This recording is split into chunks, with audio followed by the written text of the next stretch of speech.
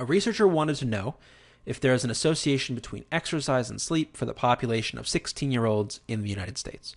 She obtained survey responses from a random sample of 2,000 United States 16-year-olds and found convincing evidence of a positive association between exercise and sleep. Which of the following conclusions is well supported by the data? The key lesson here is when you have a survey, you got this sample of 16-year-olds from the United States, two things have to be remembered when you're coming up with conclusions. Number one, like we saw in a previous question like this, you can't generalize the results of the study beyond the population that you sampled. So we're looking at United States 16-year-olds, not 16-year-olds, for example, in the world, as B and D reference. So we can get rid of B and D because we can only generalize about United States 16-year-olds.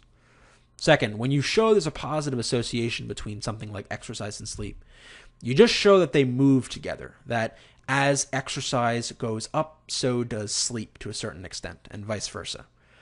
This does not at all tell us anything about causation. So you might have heard of the phrase correlation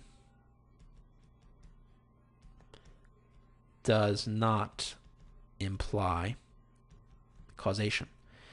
This is a saying that basically reminds us that just because two things are associated with one another, just because they correlate to one another, doesn't give us any basis for saying who or what causes what. So is it the case that exercising more causes more sleep or leads to more sleep? Yeah, it could be the case.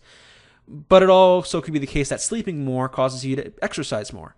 Or it could be some third variable that influences both. We can't say for sure without doing more research. So when we look at the choices here, we look at A. What can we conclude? Can we conclude that there's a positive association between exercise and sleep for 16-year-olds in the United States? Yeah.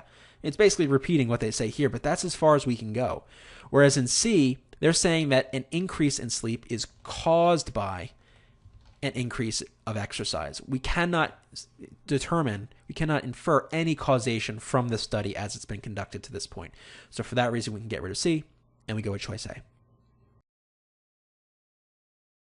Yet again, we're confronted with another question about surveys and sample sizes, and in this case, what you can infer from the results of that survey in terms of this association between exercise and sleep.